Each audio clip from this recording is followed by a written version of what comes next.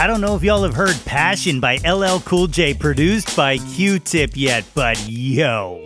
That's my Jawn! Hey yo, displace the guilt and embrace the pleasure. You're tasting things that don't need to be measured. What's good, friends and family, neighbors near and far? Welcome to an all-new episode of the Yo, That's My Jawn podcast. The podcast, website, brand, movement, way of life dedicated to the embrace and championing of your passions. I'm your host, Nate Runkle, a.k.a. Into the Nate Wide Open, a.k.a. Nate 3.0. Back at it again with yet another episode of the podcast. As always, I hope this podcast finds you all in good health and in good spirits.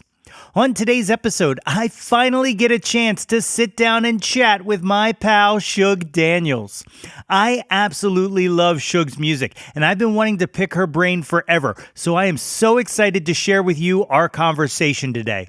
We cover a lot of ground: her music, the Black Opry Review, Sweet Juice Fest, and so much more. And all of that is coming up in a minute here. But first, how about a quick check-in? How are you guys doing? Surviving the heat, I hope. My goodness, is it hot out there?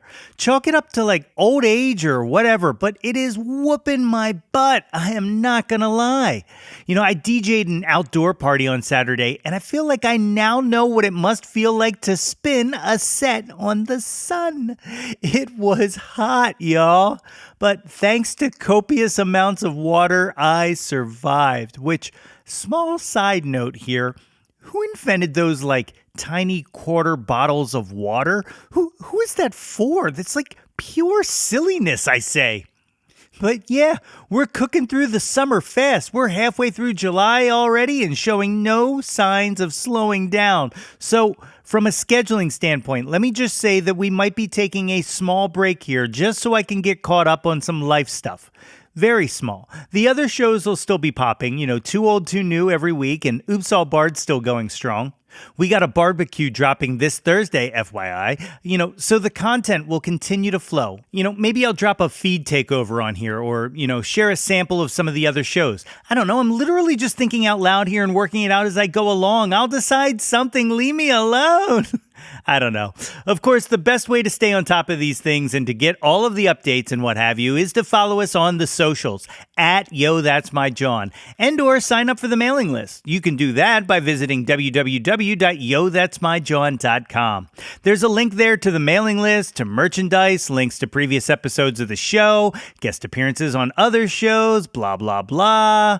But I don't know. If you've been with us, you know all this by now. I don't know, but maybe you're a newbie. And if you are, welcome. Relax. Take a load off. Let my voice dance around in your head stuffs, and I hope you enjoy it all. And if you want to help a homie out, you can rate, review, subscribe, like, share, name your firstborn after me, etc., etc. I think that's all the stuff that podcasters are contractually obligated to say, lest be kicked out of the Podcasters Guild. You know, the Podcasters Guild. We're like the Freemasons, if the Freemasons had to do ad reads for Stamps.com and SimpliSafe. Now, what am I doing? All right, I'm rambling. Let's start the show. My guest today is a Delaware-born, Philly-based singer-songwriter whose music thoughtfully combines elements of folk, rock, and soul alternatives to create personal and tender music interlaced with a message of truth and positive change. Her latest single, Leave a Light On, is a wonderful toe-tapping bop that will absolutely leave a smile on your face. This Thursday, July 18th, she will be performing her first headlining show at Johnny Brenda's at 8 p.m. Folks, it is my honor to welcome to the show, Sug Daniels. Ladies and gentlemen, I am joined today by the great Sug Daniels. Sug, thank you for joining me on Yo, That's My Jawn. Thank you for having me. Anytime I get to chat about music in the beautiful city of Philadelphia, I always take that opportunity. So appreciate you, baby. Hell yeah. I am super excited to do this because I told you this when we were both on Phil's show, your next favorite band. You're one of my single favorite Philly musicians, period. I have a sense of pride whenever I see you succeeding. And I didn't want to tell you the other artists who are in this, but I'm going to tell you now because we're on my show, and I'll have all these spoilers all I want. It's you, it's the Tisberries, and it's Catbite. Like the three of you guys. Whenever I see you guys succeeding, I just like it hits me right in the heart. But so thank you so much for doing this. I'm so glad My pleasure, man. That's a good lineup to be on. That's a really good lineup to be on. Right, I like it. The other thing I always like to tell people a little bit of connection. You were one of the very first people who came running up to me at my very first Inside Hustle when we finally got to meet in person, and that will also always stay in my heart because it put a big, huge smile on my face, and it kicked off a brilliant. I love those events, but a beautiful day. It is. It's so fun because events like that, especially if you're really trying to do your thing, you have a bunch of internet friends and you almost forget that you haven't met everybody in real life, in IRL. So that event was really fun for me because it was a bunch of people I got to meet face to face for the first time. And we're all kind of like, in the same, ethos of making music and spreading awareness about like, just what people are doing. The DIY scene is fun. So yeah, it's awesome. The other favorite thing that happened that day was Sarah Parker, Radio Sarah from WMMR was there, and I went in to say hi, and she was like, "Yo, that's my Jawn." She's like, "I follow you. You're awesome." And I was like, "Oh, thanks." She was like, "Can I just ask you a question though?" And I was like, "What's that?" And she goes, "What exactly do you do?" And and I was like, "Oh, it's a podcast and website and all this." And she was like, "Oh, I thought you were just funny on the internet." And I was like, Can I do that? Because I'll take that." I mean, you are funny on the internet, though. You're a man of many talents. Well, thank you. Thank you. So I always like to kick things off in the Wayback Machine. Tell everybody a little bit about where you grew up. What's going on, guys? I am Sug Daniels. I'm originally from Delaware. Just a hop and a bop down the street from the beautiful city of Philadelphia. I'm from Southern Delaware, and although that may not sound like a big deal, if you're from Delaware, they'll understand. There's really two little spots in Delaware. It's above the canal, or you live below the canal, and they feel like two completely different countries, let alone states. I love the whole bit, and I've lived all over the place. But I grew up, cornfields, a lot of forest. The boys used to ride John Deere tractors to school. Like that's where I'm coming from growing up as a kid. My mom would sing in church a lot and had us all, me and my brother, singing in church and stuff like that. And I feel like sometimes artists have like a moment where they're like, "Oh yeah, I'm gonna be a professional musician." I never had that. Like I grew up singing in church. My mother is a phenomenal singer. It just was like, like some people's fathers own a bakery and they're like, "I guess that's the business." This is the family business for me. So I was born to do it. I absolutely adore it. I barely get by as far as money wise. But it just fills me with joy to bring people in a room and sing songs where they can feel themselves. They can see themselves in it. I love that when I go to music. So it's one of my favorite things to do for other humans. Yeah, it's incredible. Like, have you guys done any family recordings? Like, have you brought the fam onto any of your songs yet? Well, so the crazy thing is, I was a rapper for like 10 years, and I was in this group called Flow City, and it was me and like two of my cousins, and we started when we were pretty young. We started in like probably like my second to last year of high school is when I got really serious about it. And we had a teacher at the time in the school who was like a science teacher, my younger cousin's science teacher. He had done some stuff in music, so he was like, "You guys are pretty good. I'd love to manage you." And our parents were like, "I guess, Sug's not going to college, so might as well, she better get into something quick." So there is some music you can look up under Flow City. That's FLOWCITY. And then, so we got that going on. I would love to actually have my mom on a track for some Sug Daniels stuff. But after probably about 10 years of doing that, I just got a little burnt out in the rap scene. I was feeling very disconnected from the audience. The type of music that we were making, I feel like the rap game doesn't have to be, but where my group fit in, it was just very it felt to me very egotistical, kind of like party, sipping smoke and doing all this thing. And then I was getting older. I was the oldest person in the group. I was in a serious relationship. I was a housekeeper at a college. I just was like, I don't know nothing about no kind of flashy life. And I wanted to, but the desire for music was still there. So I started making music with a buddy of mine named Fats. And we formed this group called Hoochie Coochie. And Hoochie Coochie was like Southern Delaware blues, rock, Americana, soul. It was really fun. It was just the two of us for most of the first year. And then we had Spencer Green join us on piano, and then our friend Chelsea Grant join us on drums. And then we played around like that for probably about 4 or 5 years. And then the pandemic hit. And that was really fun. I had a good time playing in that band, but I didn't play any instruments. And when the pandemic hit, and I really, once again, the desire to create music had never left. My roommate at the time, Erin Silva from the band Eyeball, had a ukulele in her room. And she was like, you should just play it. It's got 4 strings. Like, just, do whatever with it.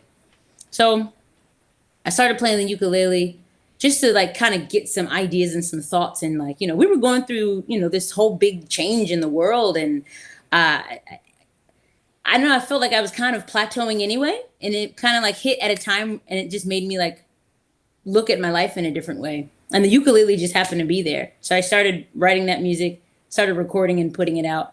And then, when you got a good thing, you got a good thing. People really started liking that stuff, and that project picked up really well. And, I was able to quit my job in October, my day job in October. So I've been doing it full time since then. So great. It's incredible. Like watching the post-pandemic growth has been like, once you put your foot on the pedal, man, you have not let up. And it's super inspiring to watch. Thank you. Honestly, I try. It's the balance of trying to not take it so serious and keep it fun while also like minding my P's and Q's. Because especially after meeting the Black Opry, I really kind of shot off into the stratosphere and got in front of a lot of people. Still to this day, the Black Opry has me performing in front of people. I'm like, what the heck, Holly? Like, she'll kind of text my phone and be like, I got you coming, here or there, wherever. She brought me down to Las Vegas. I can't remember if it was last. It was a week before last. Ended up sitting on a panel and meeting like Lady Gaga's manager and like all these people who like do all these bookings. So I never know where I'm going to end up, but I just keep trying to keep it fun. You just keep it fun, like have a good time with it. And I think the best stuff comes from that. Yeah. I'm going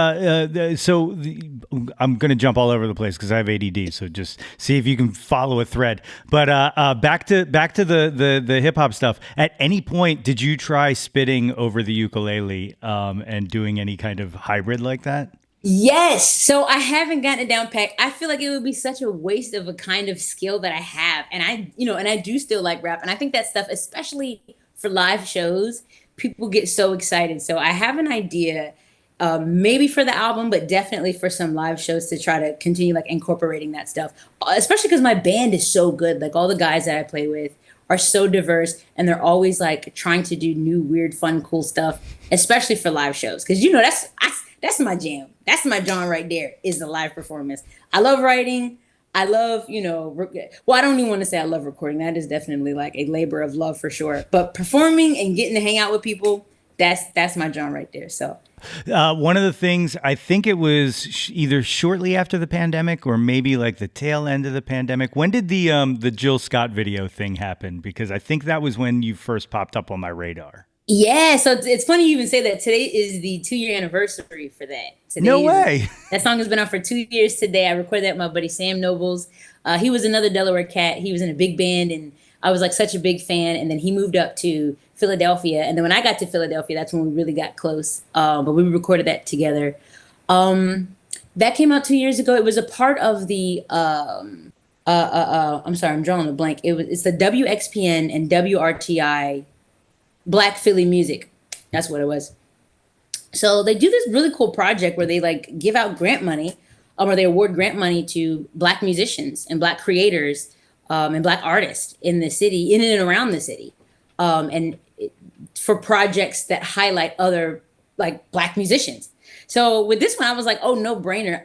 I grew up listening to a lot of like neo soul and Jill Scott and the Roots, and I had no idea that music was coming from Philadelphia. I feel like when you're younger, you're just consuming what feels good and what you can relate to.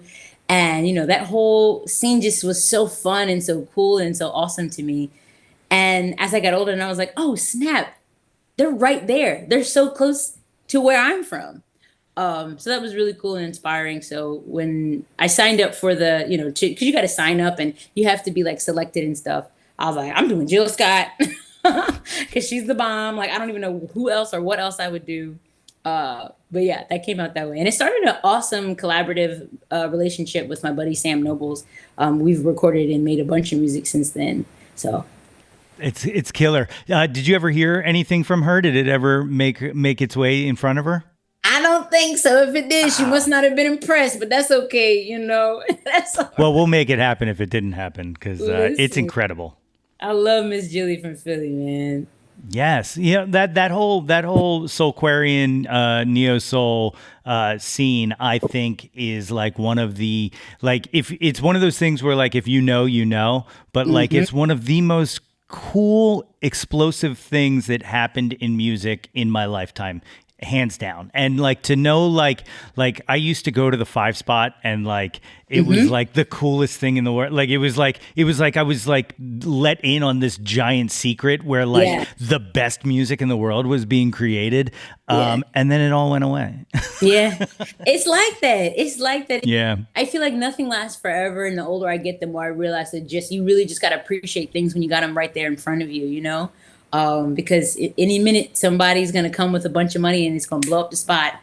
Yeah. And then they're all gone. Yeah. And they're all gone. They're all gone. Well, it's like, I don't know if you heard, Bilal just released this live album, live at Glass House. And it totally made me like go back and revisit all of Bilal's stuff because I'm just like, here's a dude who should have been a giant, an absolute giant, because he just has the voice and the songs. And yet, again, little hidden Philly secret almost, Like, Yeah.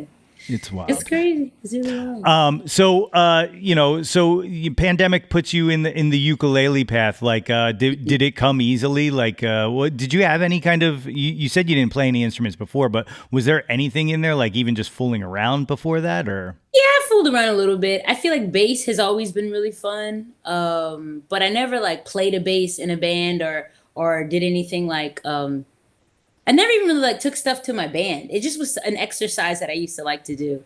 But yeah, the ukulele I didn't start looking up chords. I kind of just I guess what instrumentalists would call like play by ear.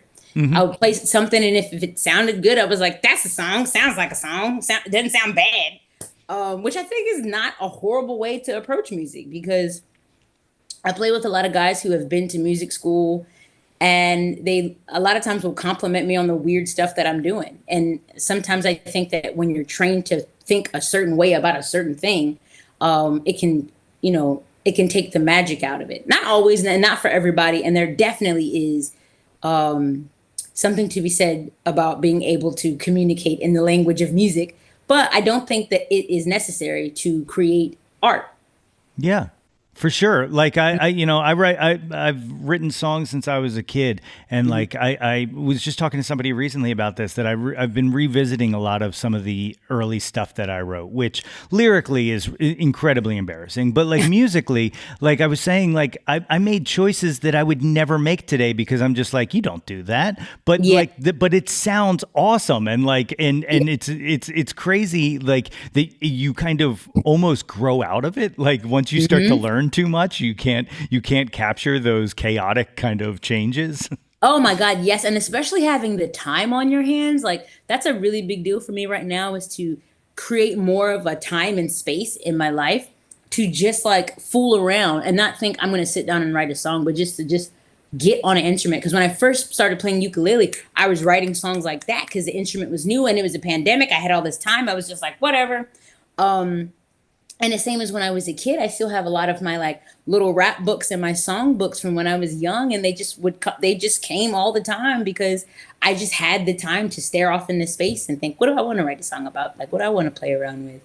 Yeah. Like time is a big thing. And like, I think that's like one of the scary benefits of the pandemic is just that people had the time to like kind of try something new. It's where this podcast came from. Like I had done a podcast years, like a long time ago in the early days. But like, I would, if everybody wasn't home and on Zoom, there's no way this would have come about, like, so like these little beautiful things that kind of came out of out of that chaotic period. You said you were writing a lot. Like how many songs do you think you stacked up during that lockdown? Oh my God. I mean, I put out an EP. It was just like a little 4-song EP, but I think the first year I started gigging pretty quick. Like as soon as I could do like Zoom concerts and people were gathering outside, I was like, I will freaking sing because that part, the performance part, is so important for me. Like I feel like sometimes when I sit and I get a song, a lot of times my songs come really quickly. And I always said, and I don't, it might be kind of hocus pocus woo woo to some people, but I feel like they're not. It's like it's channeling through me. It doesn't feel like labor. It just feels like, oh, there it is. Like I know when a thing is the right thing, and I know I'm like, that's not it. It feels like discovering something. So I feel like I don't know. I probably wrote the album that I'm writing right now, that I'm recording right now. Most of those songs came from that first year of just having time on my hands and being like, that sounds good. That's a song. Yeah. Yeah. What can you remember that first show you played out, like playing on the Zoom and stuff like that? A little different, but like that first playing out show where you're actually now using an instrument instead of just being on stage singing and using your voice, which also an instrument. Don't let me downplay it. For sure. But what was that like? Because you were in a band and now you're out there by yourself essentially. How did that go? It was wild. It was like in a garden. It was in a community garden that I had spent a lot of time with my friend Rob at. And so it was a bunch of mostly people I knew. And it just was really, really beautiful. But it was also really scary. Also, it was winter. It was like getting kind of like moving from fall to winter. So also like my hands were cold, which was something I hadn't really thought about before and stuff like that. But I don't really get nervous. I feel like I get more excited than anything, just because I've been doing it for so long. So I was really excited. And it just felt right. To this day, I love playing with my band, but like this tour that I'm doing this weekend and it's solo. I play solo a lot. I don't mind it at all. I really don't mind it. Yeah. How did was it through the what was it, the XPN thing? Was that how you got on Holly G's radar? Like how did the Black Opry invite come through? The Black Opry invite came through. They found me on Twitter, actually. And I feel like WXPN had played me once or twice. They had played me when the EP first dropped, but it was like John Batiste at nighttime, and they're all in Nashville. There's no way they had made that connection. Also, it was the first year that the Black Opry had formed. So Holly hit me up on Twitter, and I didn't even think it was like a real thing. I was like, what the heck is this? Because especially I had already been doing blues and Americana before, and I would play to predominantly like white crowds, and usually I'd be the only Black person or person of color on the whole lineup. And listen, I love music. I'm gonna play it for whoever wants to listen to. So that's never necessarily been an issue or a problem. But when I had seen that there was an organization that was getting people like me together, I was like, okay, that looks pretty cool. So she had messaged me. It was a city winery gig. And I had just moved from Delaware to Philadelphia, for my music career. I was very excited. And, that's a pretty good gig. They're going to feed you. There's going to be wine. Hey, let's go. It's a nice room. I didn't even know we were playing downstairs. I ended up having like an NPR, like meeting before, like we'd done like a live session, and then meeting everybody, just walking into the room, it was like walking into like a superhero academy. There's all these like beautiful brown people and, all these different shades, and everybody has like their thing that they're really, really good at. And it just was like so overwhelming, but like in the best way possible. But yeah, I just used the hashtag, like, I don't even know, probably like Black acoustic or Black people playing acoustic or just, I don't know. But I will say, I tell a lot of young artists, like, hashtags that's still a very much relevant thing. And the algorithms push a lot of those hashtags to people who like that particular thing. So I still tell people to use them because that's how they found me. And Black Opry is hands down one of the best things that happened to me in my music career. Yeah, absolutely. And it's such a special thing. And I'm so incredibly happy that it is shining a light on something that like needs the exposure, like I was interviewed for a documentary about Americana, and it was like talking about like what Americana means to me, and I said, like, for too long Americana almost became like cosplay to me. Like it was like, like nerdy white guys, probably had a beard, probably have glasses, probably with the little mustache that with did the little thing. yeah, exactly. They definitely have a fiddle player, they definitely have a banjo player, and they dress like it's the Dust Bowl, and like that stuff's fine. Like there's stuff that came out of that that's fantastic, and I'm not trying to downplay it, but Yeah. like that wasn't Americana to me. It's like play pretend. Whereas like when Black Opry starts, and like all these other voices, and you start getting queer voices in Americana, and you start getting like just this wide disparate of what America is, and that's Americana to me. And like anything that kind of shines a spotlight on other voices that are not being heard is just so important to me. It's kind of, I mean, like I'm not doing anything crazy here, but like it's what I like to do. I like to call attention to things that people just aren't focused on, or might not even know about. It might not even be that they don't want to hear it. It might just be they don't know it exists. I think that's the bigger thing too. And because we have so many people that come to Black Opry, and we love to ask, like, who has anyone ever been here? And for so many people, it is a brand new thing that they just heard from a friend that is something you should check out, and they love it. Every show is that I've been a part of anyway, is just like absolutely killer. And because people, I feel like, are more desperate now for things that feel more authentic, because we can feel especially with AI coming, we want to feel like the thing that we're consuming was made by somebody who has a soul and they're telling a story, and it's just vulnerable, it's beautiful, it's juicy, it's like that is Americana. That is Americana. For and I sure. like that. I mean, I've always loved that genre because I feel like it's always been very open for interpretation for anybody who really likes it and enjoys it. Yeah. I saw maybe a few months ago Lizzie No speak about this. Do you get any of the frustrating questions when interviewed and stuff, like, well, how come you do this music? Like anything like that? Because that always surprises me that that's even a question that someone would even, like, people make music that they want to fucking make, dude. Like it's so weird. I think when people ask me that question, I feel like it's, and I don't mean to take it like make it heavy, but I feel like it's underlying racism. Like it's underlying. Sure. You feel like I can't make something because of the color of my skin. That's kind of racist. Like, Yeah. I'm just as much American as anybody else. You know what I'm saying? Like my parents are from here. My grandparents are from here. So to say that I can't make, and even if I wasn't, if you think about what the quote unquote American dream is, it is to come here and to make a life, working with your hands, and to make, to be able to survive, and not even just to survive, but to thrive. So like, I did get a lot of questions about Beyonce. I feel like for me, I was like, whatever. But when people started asking me questions about if Beyonce should make a country album, I was like, y'all, she's from the South. Yeah. Like, and she's a Black woman. So I feel like you, don't really know American music history, because if you did, you would know that most music genres stem from African Americans, not even just Black people, but African Americans. So it just goes to show that ignorance is still rampant, even in the media, especially in the media. I don't know what I'm talking about, Even, yeah. Well, you know what? And I don't want to give any journalists a pass, but you know what I think the other thing is that I think people are hung up on, and it's still birthed in racism, but it's the racism of the majority of the audience, which is, you know what I mean? Ooh, that's a big deal. That's such a big deal. Yeah, and like, so like, when like, that was one of the things that excited me about Beyonce's album was there's that holdover from when Old Town Road blew up, and like it wasn't charting on country charts because they just wouldn't list it, right?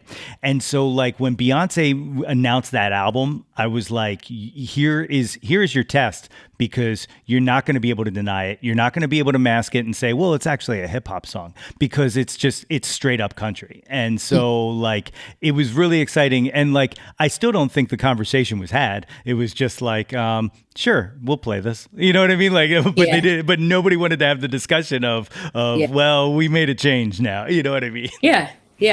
Because Crazy stuff. Crazy, crazy stuff. But I love it. I love it because it makes people, they're forced to have that conversation. They are forced to have that conversation. Like, well, why isn't this? Because you got Jelly Roll, and all these different country musicians, and they're phenomenal musicians, but they're rapping on their tracks, and it's like, okay, on one sense, y'all like this hippity hop, these people doing all this stuff, but then you got people rapping on these country music tracks, and you have no problem with it. That isn't a problem with the music. That's a problem with the audience. That's right. That's That's a exactly problem right. with the audience. It's so weird. Like it all perplexes me. And like, I'm one of those foolish people who for a very long time thought things were getting better. And then 2016 happened and I was like, oh no, that's right. I forgot. Like, but no, like, to the greater point, it is exciting to me that like, voices are getting a chance now. I feel like, as much as I hate TikTok, I feel like TikTok is a big part of that. I feel like Instagram's a big part of that. And I feel like, now that we've kind of cut out the middleman, essentially, like voices are being heard. And that's like, that excites me. That excites me more than almost anything going on. Me too. Me too. I definitely feel like the internet has kind of leveled the playing field. The bubble of like getting an astronomical amount of money for your music, I think has popped. But at the end of the day, I'm not here for an astronomical amount of money. I just want to pay my bills. I want to have a good time. I don't want to be like hungry, starving, but I do it because I freaking love it. I feel crazy when I don't have shows. And it's not because like, and there's always that balance, right? I know I'm definitely, as I get older, I'm like, okay, I gotta make sure I'm doing a good amount of ratio of work to play, because I love my work so much, I can get hyper focused and like do too much of it. But I love to do it. I'm not here for any kind of crazy money. And now that we have the internet and we do have these hashtags and we do have access to, unlimited freaking music for $10 a goddamn month, which is a whole nother thing. Like I don't know if I can fight that machine. I don't want to hold back my gift and hold back what I want to give to the world because the machine is broken. Right. Well, I think one of the other benefits of the pandemic, and one of the things I think you do very well with, and I think a lot of the people who like I enjoy do well with, is that I feel like the listener kind of relationship with music has gotten more personal, and I feel like fans of musicians, while they can't like put us all in limos or whatnot, right? But like the support, even not just financially, but just the support from fans and from people who enjoy the kind of stuff that people are creating and stuff like that, I feel like is so much stronger than it used to be. Yes, I absolutely agree. I feel like when I was making hip hop, we had like a lot of young fans, and I think that music that we were creating was super popular. But when I kind of like branched off and started doing like this more vulnerable, like really talking about things that were super personal to myself, and especially after the pandemic, where people like really missed, they were like, "Whoa!" They wanted something deeper. They wanted something of more substance. I feel like I'm having the best time in my music career because I feel like I can be my true, authentic self now. Yeah, it's incredible. When you made the decision to make music, 100% and quit the Clark Kent day job, as I always like to call it. What kind of, I guess, was it like rip the Band-Aid off and jump, or was it like had you like planned? All right, on this date, this is what I have to do to get these things in a row to be able to do it. It's a funny story. So I have been slowly moving towards this goal for a while. And it was never like I have to do it. It was just like it'd be cool. And here's a really logical way. Now, just a little bit of backstory. I have experienced homelessness before. My mother was a single mother for a very, very long time. I grew up on Section 8. Just like had a hard time, food scarcity. So I always promised myself when I left my mother's home that I was never going to be homeless and I was never going to be hungry. So I've always been like, if I got to have a day job, I got to have a day job because I ain't going to be out in these streets. I won't do it. But I was, had made my way up to Philadelphia, and I was working in a cafe called Bison Coffee or Bison Cafe right in Center City. And I was, at this point in my life, I was only working like 3 days out of the week. And I was like, okay, all right. Every year I would be like, I'd get a new job and be like, all right, I can only work this amount of days. I can only work this amount of days. And people were like, okay, cool, cool, cool. And then I was working 3 days a week, and I was like, all right, I'm getting pretty close to no days out of the week. And then I was starting to realize that I was missing emails. I was missing out on opportunities because I had this job. And I think it's starting to get chilly. It's starting to come into fall. And I had a customer come in, and my customers, you work at a cafe, you talk. They're like, what are you doing? What are you doing? I'm a musician. Everybody knows I'm a musician. They ask me how my music's going. They ask me how tour is when I'm going for a bit and I come back. And this one particular lady who would come in, I really enjoyed her. And she said, I can't believe you're still here. One day you're going to ride in, because I was riding a little electric scooter at the time. And I'd ride my scooter from South Philly up to the cafe. I take 16th Street right on up. And she said, one day you're going to come in and you're going to be too cold. And it was funny because that morning I had rode my scooter into work and I was like, dang, it's cold. And she walked out, and I texted my boss and I said, hey, man, it's been a good couple years, but I think I'm going to go ahead and do the music thing. That's awesome. Do you still have contact with her? Because you should. I bet she would love to hear that story. I bet she would. She's on my email list. And she follows me on Instagram, but you're right. I need to get her some free tickets so I can tell her that story right to her face. Yeah, you just needed her little tiny nudge. That's it. It was the same day. I was like, dang, she right. Let me go ahead and text the school. So last year you went down to South by Southwest, which was huge, right? And then how did this Willie Nelson thing come about? So South by Southwest was something that I applied for early, and then I got it, and then I had put a single out through Don Giovanni Records. Shout out to Don Giovanni. And then they put me on their showcase, so that worked out perfect. And then Holly from the Black Opry randomly hit me up and was like, we're playing Willie Nelson's Ranch. And it just happened to be the same week at South by Southwest. So and we were texting earlier, and I said, I'm usually tend to be right where I need to be all the time. Like, I just, like, something about me and the universe, we're like right here. So that worked out perfect. And both experiences were phenomenal. I will say South by Southwest is definitely, for anyone who's interested in it and like wants to go, definitely check out the list of press, because they send you like a list of press who's going to be there, and send those people your schedule, because there's so much music that's happening. And if you really want to be, it's fun to go down there just to play. But I'm in my 30s now. So if I'm doing something, I'm coming out the house, it's going to be something. So yeah, find your press list, let them know what your schedule is. Find the stuff that you want to do, and make sure you have a nice little schedule so you can meet all the people that you want to meet, because everybody's all over the place. It really is such a crazy free for all. There's so much good music down there too. I'm a big Ron Gallo fan, and he's in Philadelphia, and I didn't see him until we were in South by Southwest, but I made sure, because we had been booking and at the same time a lot. You know how it is. Yeah. So I hadn't had a chance to catch him, but we were both at South by Southwest, and I got a chance to meet him and see him perform, and it was lovely. And I also met, some people who are, PR agents, different press agencies, and that stuff is really good especially if you're doing independent and you don't want to sign to a label. I will say that there are certain people that you can hire that can really help you kind of get ahead of the release, because everybody's putting out music now. So and there's only but so much they can listen to at a time. So yeah, stuff like that, just meeting the right people. Willie Nelson's Ranch was magic. That's like, that guy's so cool. I didn't actually get a chance to meet him. I'm not gonna lie. I thought Texas was gonna be a lot hotter than it was. It was very cold.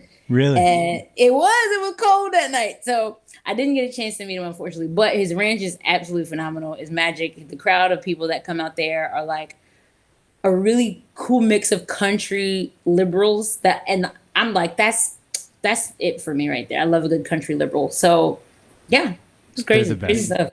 Yeah. It's the absolute best. Yeah, so like watch this awesome segue. Willie was just in town, finally back on the road again for the July 4th for the Outlaw Music Festival. And then speaking of festivals, Sweet Juice was just this weekend, which is the festival you helped co-create. Tell everybody a little bit about Sweet Juice. Man, I'm still riding that high, if I'm being honest. I love to say that Sweet Juice really proved to me that if you have like the right people with the right intentions, absolutely anything in the world is possible. And it just was like, I think originally it was like 8 of us, and we were a bunch of buddies, that were all playing a show on the same night. It was me, Emo Space Bird, and Just Mad Nice at the time. Now they go under the name Sauvé. We were playing a gig over at the Dolphin, and then our friends, the Lunar Year, Shona and Mel, who play under Popcorn Daddy, and then Reese Florence were playing at. Hold up, don't get me lying. The venue has since shut down, which happens, but I can't remember the name of it. I'm sorry. We'll put it in there somewhere. But we were all playing. We wanted to see each other, so somebody joked around, we should just throw a festival. And then we all got in a group chat, and we were like, wouldn't it be crazy if we threw a festival? And then it's just, well, who do you know that could do this? Who do you know that could do this? Who do you know that could do this? And through our network and our resources, we were able to put together a festival, like a whole big music festival. Yeah, and last Saturday was our third year. It was a new location. It started at Rigby Mansion, which is a big art house collective. And then last year was our first year at Arboretum in Germantown. Just honestly, just like a 5 or 6 minute drive down the street from Rigby Mansion. And I think we had maybe like 200 some people. But what I love about it is just like, it's just 4 homies. There's 4 of us now. It's like everybody, you do what you can, and it is a collective, but there's like 4 of us that really get down. Shona Carr, Mel Harris, Katie Hackett from the Lunar Year, and then me and myself. So we really like tackle it. We go head on into it. But yeah, it's just 4 homies using our resources and chatting with people to see how we can like bring everyone together. And the festival, really highlights like POC, femme, queer artists, a lot of people who get overlooked at a lot of these bigger festivals. Like we have a festival specifically for that. It's awesome. And like watching it kind of, just continue to blossom into just this beautiful day with like awesome art installations and all. I'm just mad that like this is now, I think, the second year in a row that I've had a gig the same day that you guys have done this. So it's listen, Dan from 25 o'clock finally made it. This was his first one. He was like, I seen him in line. We were in line getting Thai food, and I was like, yo, baby. He was like, yo, I made it. So, we'll be around. We'll be back. It'll happen. I will make it. What? I feel like next year I should just because I think I booked after you guys had booked, but I need money. You know what I mean? we got to do it. We still, until we can demolish the system, until we can break the machine, we have to make a little cash, baby. That's right. I was, by the end of the night, I was playing to a completely empty room, and I was just like, hey, I'm still getting paid. That's all I had to just keep telling myself. That's still it. getting paid. Still getting paid. Still getting paid, So also on the festival tip, you just played Sing Us Home, and right before right before you released the single Leave a Light On, and then the video came out right after Sing Us Home. What was that whole experience like? Because Dave puts on like what I think is the perfect size festival. Like I don't want a festival much bigger than that, and like, it's great. Like yes, I thought that too, and honestly, I hadn't put that into words yet, but it's like a perfect size. I'm not like running around sweating all day. It did rain that day, but it was like, I don't know, the vibes were so good that, I don't know, it was lovely. It was lovely. But yeah, Leave a Light On has been one of my like closers. It's like my last song I usually play during the set. And I feel like with songs like that, everybody loves that song so much. It's like you have such anxiety about recording it. And I was like, you know what? I just got to go ahead and get it. The people want it. People would ask me, like, when are you putting that song out? So I was like, all right, let me go ahead. It's the first that I have been recording, first release that I've been recording with my buddy Eric Kramer. He's a Germantown cat. We met in like backstage in like Southern Delaware. He was playing for somebody else. I was playing Hoochie Coochie. He was like, you should come up to Philly, and like your band should come up to Philly. So we've been friends for a long time, and it's just like perfect that finally we're creating music together and touring together. We're doing a lot of gigging and stuff. But we have all of our buddies are on it. Stacy, like so many musicians from so many good bands in Philadelphia. Stacy Fink from the Side Chicks does the saxophone solo in that song, and I absolutely love that saxophone solo. We have Keaton Tandy is playing the keys and the organ on that, and they're releasing a lot of music. And if you're like a musician in the city of Philadelphia, I know these names are like, oh snap. Yeah, and then I have Alex Clayton on drums. He's been drumming for me for a bit. He's drumming for a lot of people, including the other princess of Delaware, Olivia Rubini. He just was on the last season of The Voice and killed it. Did a good job. Didn't win, but she's a winner in my eyes. She's a Hell winner. yeah. Anytime Delaware gets on TV, I'm always like, let's go Delaware. And Pillow Princess, which is DIY underground, like cool Philly. He's drumming for them, and then of course Eric Kramer on bass. So we recorded the music. I loved it. I was like, nice. Send it to Uncle Bruce. Uncle Bruce, I always send him my music. I'm like, what you think? He's like, girl, if you don't release that thing. We put it out, and then I was going on tour because I had a proximity clause, and I hate those, but you got to respect it. Somebody hires you, they say, no, please don't perform here. I'm like, all right, because I know that the opportunity is going to be good. So I ended up going on tour with this gentleman, William Elliott Whitmore, through the Midwest. It was my first Midwest tour. His fans were lovely. Every show was like packed, sold out of merchandise. And as I'm touring, I'm touring, it's a solo tour. I was like, I'll just maybe take some footage, on my phone. So the whole the music video is just me and then my little guy hanging out, LB, little bird, and the first line of the song is "Hey Little Bird." So I just put it all together in a little compilation and, put it out. Everybody loves content.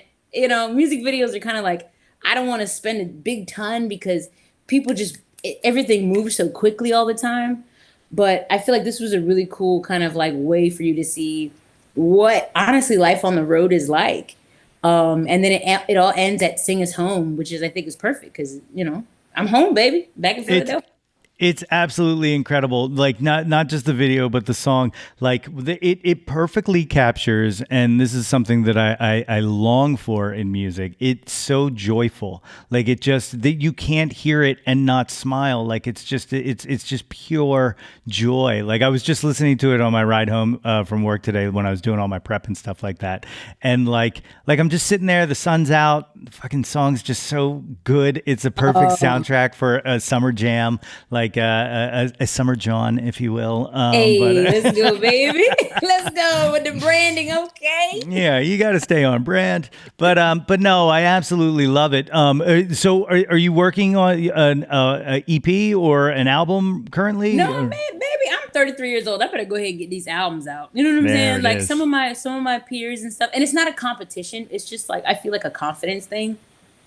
Whereas I've talked a lot about how much I love to perform. I love performing, but getting in the studio for me has always been like sometimes can be anxiety inducing. I know that my live performance is really fun and I know how to get people in that way, but sometimes I think, and even just talking to you, maybe I'm kind of talking through it right now, like having a little therapy, is I think I get nervous that it won't be as fun or I won't have as much of an impact. Which I think, sometimes you can lose that in recordings. Because I know I've listened to people recording, their recordings and then gone to see them live and the song is like completely different. So I feel like I have a little bit of anxiety around that. But I'm recording with some amazing people and I love my friends. Like everyone that I play with, they're like, I technically don't have like a band. Like Sug Daniels is a solo project, but like I have a band. I got the band. They're so much fun to work with. So I think this round of recording, a big reason why I was like, yeah, let me do an album was like, I just have the support. I have the people that like, they're not looking for $1 million. They're not like, just trying to, are they session players? Yes, but they're more excited about just creating music all together than they are like, Sug, you got to give us all this money. Because listen, I ain't got it. Yeah. Not right now, one day, right. if the Lord sees so fit to bless me with $1 bajillion. But until then, I just love to do it. And the people that I work with, they love to do it too. So we work something out. I pay them what I can and everybody seems to be happy. So I'm excited about that. It's incredible, and you can hear it in the music too. Like it translates through. Like you can hear the love and just like I said, the joy. Like you can hear that it's not a job, it's not a chore. Like this is what you are put here to do, man. Like I love it. Thank you, baby. At this time, you want to go through the Jauntlet questionnaire? It's how I close all of my interviews. Let's go through the Jauntlet, baby. All right, it's. I see it. It starts with the one-hit wonders. This is just in name only. First one, Billy Joel or Elton John? Who do you prefer? Elton John, because the showmanship is just mwah. Yes, absolutely.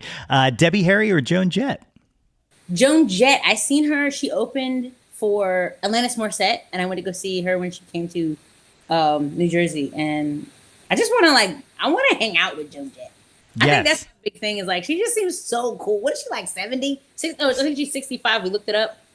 Wow. Amazing. It's incredible. Have you ever seen the movie Light of Day that she did with Michael J. Fox? No, but I'm writing it down because I want to see it. Yes, it's phenomenal, and it's been my thing this year. I just rewatched it back in January, and I bring it up all the time now because so her and Michael J. Fox, they play brother and sister, and they're in a band together, and in Cleveland, Ohio. And I want someone to remake this film, but I want it to star Billie Eilish and Phineas. Ooh, very cool. Yeah, I should just pitch it to him. Just pitch it to him, man. I feel like people want to see Billie do more weird stuff. Yeah, and that would be the weirdest. That'd be weird. That would definitely be weird. Aretha Franklin or Tina Turner? All right, I'm not gonna lie. I got a beef with you for even putting this on me. Why you gonna make me pick between my sisters, bro? It's not my fault. It was Beyonce's fault because see, this question comes from before either of them had passed. Beyonce had called Tina the Queen at a Grammys, and Aretha got in her feelings about it. But it's like Queen of Rock and Roll and the Queen of Soul. It's two different things. But she got upset about it. They're two different queens. I feel like I would have to say, I don't know. Can we come back to it? Because both of them are so important to not even just music, but I feel like the story of America. Yes. like what both of them were able to overcome during the times that they were alive, especially in their youth, and to still be such iconic figures until their dying days. You know what I'm saying? Yeah, and just the different the different. I don't want to steal a phrase from Taylor Swift, but the different eras, just the constant changing of who they are without losing who they are is incredible. Yes, and I feel like I just can't think of Tina Turner without thinking of all that she went through. And then later in life, she had a lot of Buddhist chants for children, and she just was a phenomenal human. And no disrespect to Aretha Franklin, because sis does something that I don't care who you are, I don't care what language you speak. When Aretha Franklin starts to sing, you feel it throughout you. But just the person that Tina Turner was, I think, for me, makes me very weepy-eyed. Yes. Definitely, 100%. Good answer. It's a good answer. You there's no wrong answer. Punch you in the gut next time I see you for making me do that. But also, I'm leading with it. I'm telling everybody you made your choice, and now you have to live with it. No, I'm just kidding. The next one, Nirvana or Pearl Jam? Nirvana, because I feel like all the people in Nirvana were such sweetie pies. It's true. Anytime I see Dave Grohl pop up on my feed, I'm just and I don't feel that way about a lot of super straight older white guys, but whenever I see Dave Grohl, makes my day. I love it. Janis Joplin or Stevie Nicks? I think Stevie Nicks, because she was really able to just be the baddest of the baddest in all that chaos. Still was able to make all that music, and she just timeless hits, you know? Definitely. The big cliche, Beatles or the Stones?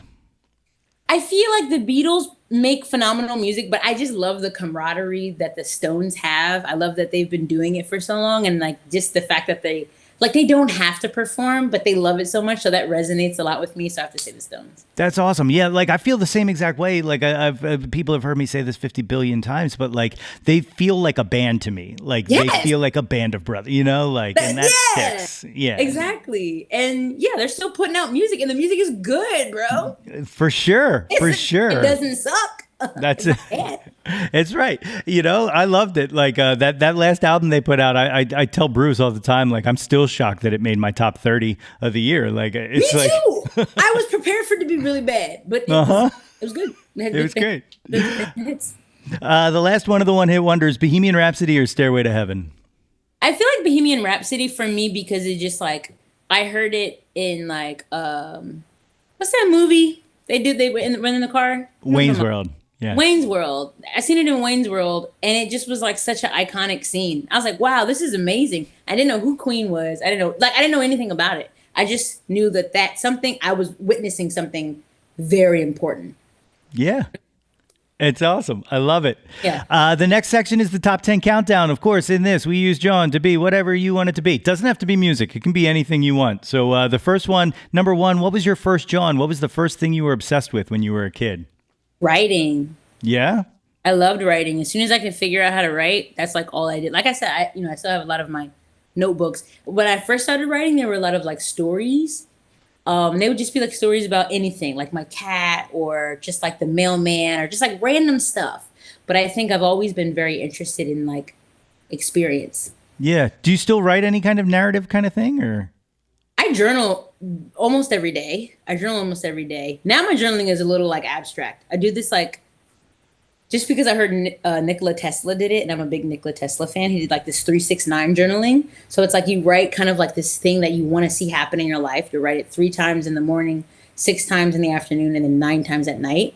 And then it's supposed to happen. It works pretty well. That's phenomenal. I love that. I started journaling sometime late last year, and I used to journal at night before I go to bed, and I've been experiencing really bad insomnia for like the past 6 months, so I haven't been going to bed, so I haven't been journaling, no. But maybe if I journal, it'll put me to sleep, but maybe, I'll try it. I don't know. It's the hell that is my life. Number 2, what is your current Jawn? What are you into right now? Meditation. Yeah? Yeah, I've been meditating for probably the last like 6 or 7 years, but I'm about to finish up this book from Dr. Joe Dispenza called You Are the Placebo. And he teaches like a different type of meditation technique that I feel like I kind of naturally was moving towards. So it's really cool to see it like explained in this book, because he takes a lot of like kind of like metaphysical stuff, but then he also has like a lot of science to why it works and what it does. And that's been insane and like definitely way too much to get into. But if anybody is like out there who's ever thought about meditation, there's all different kinds of ways to do it, and all of them are good for you. I think just anytime you can just sit with your mind and like get into your own, in your own groove. Because the world is chaotic. It's not our fault. We're living in something that we did not create. Yeah. You know what? I was talking to somebody about this very recently, that like the world is chaotic, but like the world's always been chaotic. I think we just we cover it more. Which I think is the issue, okay, the things that are going on are bad and we do need to be on top of them. But but a lot of people are kind of playing those for the clicks and making the people, as anxious as we all are now. Yeah, it's crazy that we have access to every war that's happening all at once. Yeah. And I think that it's very important to be empathetic. Like you could definitely feel it, but you also have to take care of yourself, because you cannot show up for the world in the way that you need to if you are a horrible, anxious, depressed mess. You just cannot. So you have to take care of yourself. And I think meditation is a really easy and completely free way for us to find our center and our grounding, to be able to show up better for ourselves and our friends and our family and our community. Yeah, I mean, to that point, and very centering. I've often always thought that we tend to want to always think globally and stuff, but if we just kind of focus on self and those around us, and we kind of do the butterfly effect, and we start to affect the things around us that start to affect the things around them, and then the things around them. That's I'm gonna make that change once in my life. You know what I mean? Starting with the man in the mirror. That's right, baby. Number 3, what was your first concert? What was the first live show you saw? It's funny that you even had said to think globally, act, you got to act locally, because it was Go-Go Bordello. Oh, no way. I seen Go-Go Bordello in New Jersey when I was about 21, and I had been listening to their music, and it was like this, this really cool like punk, but it was like also had like great rhythm, it was like, because I think I had, growing up in any small town, there's always like an underground punk scene, and I think punk music is wonderful, but like also I want to dance really bad. Always I want to dance, and Go-Go Bordello kind of like bridged, put it together. Yeah, they put them together for me. So I love Gogo Bordello to this day. They're coming to Delaware, which is amazing. I feel like it's a date that I'm like, I could put a show there for myself, but also I think to see Gogo Bordello again as like an older adult would be really, really lovely. But yeah, I love music that's like that can like put the idea of like change and peace and like all these big ideas in your face, but also like make you dance. So Yeah. Gogo Bordello, yeah. Yeah, you need you need the sugar with the medicine. You You know need what I'm the saying? You know what I'm saying? I love it. Number 4, what was your last concert? What was the last live show you saw? Alanis Morissette. Oh, that's right. You just yes, that's like Yes. I was so bummed. We wanted to go to that and then it sold out so quickly and then we didn't Oh make my it. God. But I had an absolute blast. It was so good. I mean, like she's just got so many hits. She's got so many bops. Her band was rocking. And like, yeah, she still has a lot of energy. She was like moving around all night and it was really lovely. Her voice is phenomenal. Her voice is amazing. Um, yeah, and I just feel like as a female singer-songwriter, it just was kind of like yeah. it's like an education for myself, you know? Definitely. You know, and you just put something in my head that I'm going to have to, after this, write down that I think that's going to be my old pick for my Too Old, Too New with Bruce. Have you ever heard the Alanis song? It's from I think it's from, I'm pretty sure it was in the soundtrack to Dogma. I don't know if it's on anything else, but it's called Still. And she writes it from the perspective of God. And the chorus it ends with, and I love you still. Like it's all about all the war and stuff like that. It's like, I see you amidst all this chaos and stuff like that. And I love you still. And it gives me goddamn chills to hear. I'm writing that down because it's funny. The first time I ever seen Alanis Morissette was in Dogma, and she Oh, no played way. God. And Yeah. I was like, oh, that only makes sense that God would be a woman. And I remember I never thought about that. I grew up in a very like, strict Christian household where God was a man with a beard, and to see that be God and not even know who it was, and it ends up being this like super prolific songwriter is phenomenal. So no, I've never heard that, but I will before I go to bed tonight. It's awesome. There it is. I'm paying it forward. Yeah. Number 5, what was your favorite concert? Best live show you ever saw? The best live show I ever saw was Tedeschi Trucks Band played Exponential. They like headlined the Exponential Fest the year that I played with my band Hoochie Coochie. And I had only kind of just discovered who they were. And then if you play Exponential, then you get to go for the rest of the weekend and enjoy. And we've seen a lot of people that weekend, but that band in particular blew me away. It was like, once again, I love live performance. And that band is humongous, and every person in that band is a star. Yeah. Every Yeah. single person in that band was a star. I remember I looked over, my band were all there, we're having a great time. We're just like out of our minds, because we also play soul music, and they have a lot of like soul influence. I think they're from I know they're from the South. I think they're from Florida, actually. I don't know. Either way, I remember looking over, and my piano player Michael was like just like sobbing because it just was like, and you can tell they love each other. They're on stage. You could just tell that the love is there. It's this big band, but they still have this like, it has this like little feel to it. So I don't know. But I haven't to this day had anything inspire me and affect me in that way. It's beautiful. I love it. Yeah, they're fantastic. Absolutely fantastic. Number 6, who have you never seen live that you wish you would have? They can be living or dead. Well, I think I'm gonna see them. It's like Michael Kiwanuke and Brittany Howard are coming to play Philadelphia in September, and I feel like they're both, even before them coming to play, they both have been people that I will put on, like when I'm getting ready for a show, I'll put on live performances by them, because like even through a screen and like my little speakers in my room, I feel the presence of something bigger, like something really divine. And I feel like when I have a performance, that's the thing I'm trying to channel. Like I just feel like I'm right there. It feels like it takes me out of time and space. And if you can do that for people, that's an elevation of like frequency, So those two, and I'm excited to say I will be seeing them in September. That's awesome. I love to hear it. Like Brittany Howard to me is one of those underrated people who is just so versatile and like can just swim through genre and song type and just excel at all of it. And then did a dance album. Like, come on. Yes, I was gonna say the dance album was phenomenal. Like, I was like, dang. And like especially when you like love artists like that. And I'm not saying like anybody can do it, but when I listen to her music and I listen through her catalog, I'm like, oh, just do whatever you want. Yes. Just do whatever you want. Yeah. She like you listen through her music and there's just no rules. She just does whatever she wants, and she makes great music, and that is the reason why she's able to continue. You know, she's got a good team of people around her for sure. I'm sure. But yeah, just do what you want. It's so true. So incredibly true.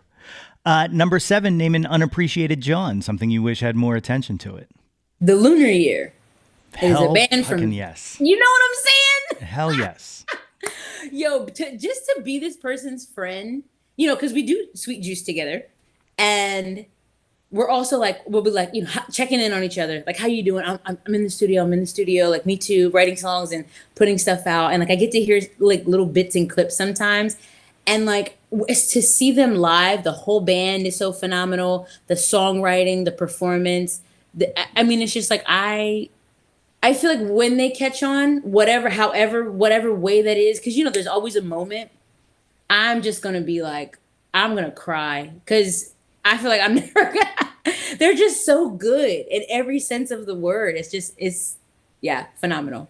Hell yeah. Perfect answer. I love that. Number 8, name your favorite album. Janelle Monáe's The Electric Lady from 2013. That album, I think for me, as a black woman, as a queer woman, because I feel like if you're a black queer woman and you were listening to her before, you already knew what time it was. You was like, this is gay. Yeah. There's some gay stuff afoot.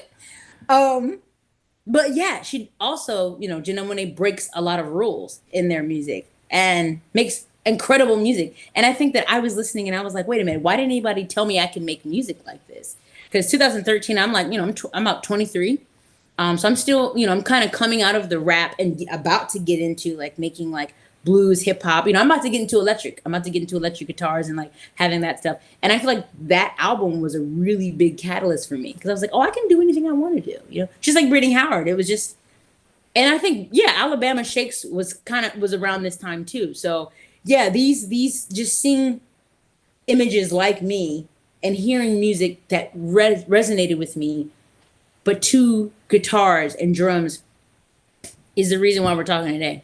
Yeah, hell yeah. You know, it goes back to what we were talking about with the Black Opry, man. It's like people get really weird about representation. And by people, I just mean like straight white guys really get upset about representation and stuff like that. But it is so powerful to be able to see something. Like I talked to Grace Vonderkoon, who told me that she was inspired to start playing. Oh, more Delaware. That's right. But she was inspired to start playing by watching Josie and the Pussycats because she didn't know girls could play guitars. I mean, like little things that seem silly to a lot of people are so important if it's just like, oh, I see myself. That gives me permission to do it. I talked to the guys from, I don't know if you know the band Spy Mob, but they were the backing band for NERD, the early NERD stuff. And a bunch of them still play with Pharrell.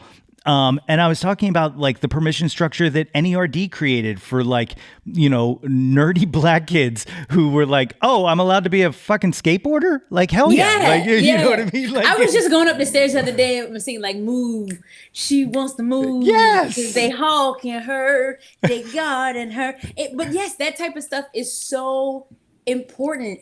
Yeah, and just even speaking on Grace, when I was living in Southern Delaware and I was doing my rap thing, Grace was in a band with my friend, and I came up and Grace was like playing guitar, they were playing drums, and I was like, girls in a band, and they were the headlining band, and everybody went crazy for them. So just to see them just doing that, like it's not even on like a big humongous, it doesn't always have to be on a big humongous like level. It can just be like walking into the local dive bar and seeing somebody who's like playing a song or like that looks like you, that makes you feel something. That's why I'm telling people, I'm like, yo, go share your art because you don't know who needs it. It's true. I mean, like, and like, I like for me, like, you know, this is actually why I asked you about the ukulele hip hop thing, is because I don't know if you know this or not, but my old music career, I was a bit of a acoustic hip hop guy. That was like my whole thing. Ooh, I knew you was a rapper. I know you are a rapper. Well, I pretend. Let's not get carried away. But for me, like coming up in high school, like I played guitar, but I also loved hip hop, and I was just like, I don't know how to like do anything with that, you know. And then G Love hit the scene, and I was like, wait a minute, you can do both? Like, because I thought it was like, do I want to do this or do I want to do this? And then like I heard cold beverages and I was like, oh shit, you can do both. Of course you can. Like, and then it was, it was off. Like all it takes is that one time when you go, oh, I didn't know we could do that. Okay, cool. Like, exactly. I feel like I probably said that a couple times in this interview. Sometimes you just need to see a thing. And I wish humans weren't like that. I wish I had a bit more of, but it's all right. Cause it inspires me to continue doing the thing that I'm doing. Cause maybe I'm going to be at like a summer concert series or I'm playing a festival or I'm doing something and some little black girl's like, oh, okay. No, For sure. And would not surprise me if it hasn't already happened. Like for sure. Absolutely. Number 9, name an artist whose output you'll consume anything they release. I know I keep doing Philly musicians, but it's just the way it is. Brittany Ann Trambow. Fuck yes. Like you are just full of like hipping all of the people that I love in this area. Bro, listen, I moved to this city for a reason, okay? This city has phenomenal music and Brittany Ann Trambow is one of my favorite singer-songwriters. They're phenomenal to watch too, but like they put out a song and every line hits. Every line absolutely hits. So, yes, absolutely. Fantastic answer. The 10th and final question of the Jauntlet. What is your favorite Jawn of all time? Again, doesn't have to be music. Can be anything you want it to be. My favorite Jawn of all time. I feel like I'm going to look at something and be like, lamp. My favorite Jawn of all time, honestly, is human connection. I love talking to people. I love hearing people's stories. Whether it's like musically or just like traveling on a train and then somebody sees my ukulele and then they start a conversation. I think that is the stuff of like, that is the thing that keeps life. It's these like little conversations with random people that I feel like, I don't know, that's the reason why I'm able to keep hope that we're going to be okay is because I experienced these situations. I think like one day I'll have a car. I haven't had a car, right, since I moved to Philadelphia. But the amount of like human interaction that you have, even if it's just like walking next to people, right? This the L was running late, and then all of a sudden the L was like, it was like only doing one track. So everybody on one side had to go to the other side. And me and this guy turned around and we just helped this woman get her baby carriage like up the thing, and we just put it down. And it's just stuff like that feels so good to me. That is, none of us said anything. We just did it. We put it down and then we walked away. And stuff like that, just, I don't know. That's the stuff. That's it. That is it. Like, my wife and I were just talking about this yesterday. Like, I don't know if you remember that day or that week or month that back in, I want to say 2014, I think it was exactly 10 years ago, possibly this week even, that Pokemon Go came out. And like just how stupid it was that every single person was out in the park walking around and it was like, hey, did you get anything over there? No. Did you find? Oh, I saw there's a, like all these dumb, like the dumbest thing in the world. But like it's it's shared experience. Like I think shared experience is just such a beautiful thing, untapped thing that like that we don't lean into. And it doesn't have to be some grand thing. It doesn't have to be a pandemic. It doesn't have to be a tornado or a flood. It can be something as small, like you said, a track change. You know what I mean? Like it's just it's just looking at somebody else and going, oh, you're going through exactly what I'm going through in this moment, Yes. and it it's like we talked about with the microcosm and the starting with self and expanding outward, like if you can see it in those little moments, then you can start to see it in those big moments, and then you can start to empathize and you can start to connect, and wow. Absolutely. Like that's it. That's it. What's my Jawn? Being alive with other humans on this earth. That's right. Most of them, at least 53% of them or so. Man, I tell you what, most of them for sure. But I got patience. I do. I have patience for everybody. I try my best. Sure. I really, really try my best because I feel like the love did not create the thing that we want to change. But I do think that love can change the thing that we want to change. Hell yeah. That's I truly believe that with all of my heart and soul because I've witnessed it in my day-to-day and in my own life. So yeah. So Johnny Brenda's is the 18th. Is that right? Do I have that date right? Yeah, Johnny. Yes. I forgot what we was even. That's yeah. Oh, for sure. Right. We were just hanging out, baby. Yeah, so this is going to come out the Monday before. So guys, tickets are still available, right? If anybody wants to go to that. Yeah, please. Okay, so the first time I ever went to Johnny Brenda's, I seen the Screaming Females, which is Marissa Paternoster, and she just played. Just headlined, and I got a chance to hang out with her and talk to her about that. She literally checked her phone and said, "Damn it, I'm going to be in New York." So I was like, "Oh man, I would have got you in." But yeah, it was the first time I ever, and I was coming from Delaware. I'm sorry, I'm in West Philadelphia, and you know the fireworks are going crazy. But yeah, so I went to Johnny Brenda's. I seen her, and I was like, "This venue is amazing. I want to play this venue." I've been living in Philadelphia for about 2 years, and finally, I got a show there, and I'm headlining. I'm playing with Jesse De Silva, coming up from Nashville, and Mandy Valentine, another local amazing Americana singer-songwriter. It's gonna be beautiful, baby. It's gonna be a good time. Just like when there's like full circle moments like that, the energy is always like through the roof. Through the roof. And like, it's how I started things off, but these are the things that when I see like you achieving things that you've kind of put out there, things that you've wanted to achieve, like that it touches my soul, man. Like I love to see it. I love it. Like I absolutely love it. And I know it sounds goofy, but like, cause we've met in person, twice, you know what I mean? But like, that's still okay. Listen, I've been cheering for people from afar too. Sometimes you catch a vibe, you get an energy, and you're like, that's what we need. I need this person to succeed because I know that they're going to bring people up with them. They're going to inspire more people, and they're going to do good. They're going to do good. And that's really what it is, because like you are one of the most positive people, at least fronting. You don't have to be positive. You can keep it a secret if you are harboring some deep dark demons there. But you're one of the most positive people that I've ever met, and it's absolutely addicting and contagious. And I'm so happy for all your successes and all the more coming, because I know so much more is coming. And I'm just so happy we finally got to chat. Yes. I'm sorry it took so long, baby. Listen, you was on my radar. Sometimes we get a little busy. Things always happen when they're supposed to happen. And I appreciate you having me on, man. My thanks again to Sug for joining me on the show today. That was every bit as wonderful as I imagined it would be. You can catch Sug Daniels and the Sweet Boys this Thursday, July 18th at Johnny Brenda's at 8 p.m. Tickets are still available.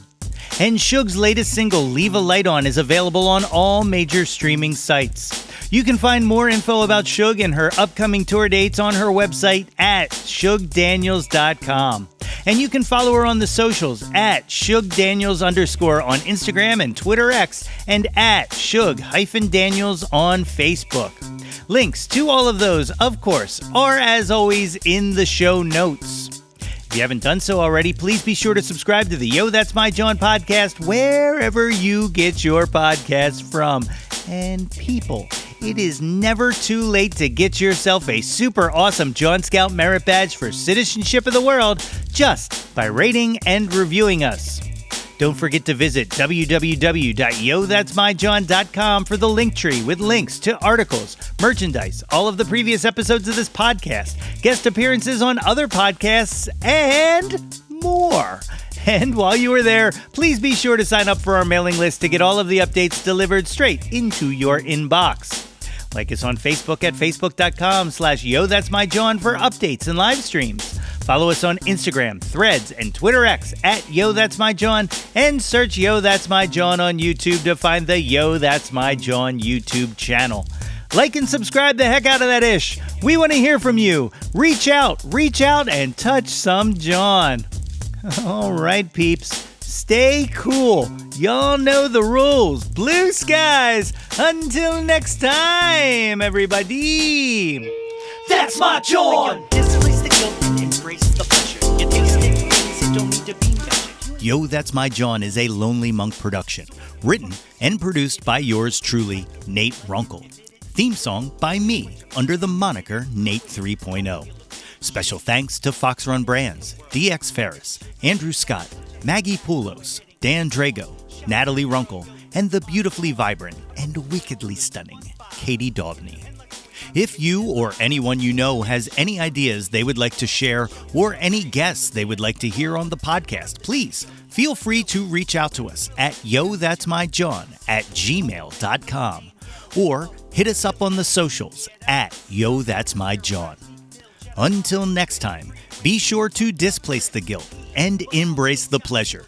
Tilt your head back and shout to the world, Yo, that's my Jawn.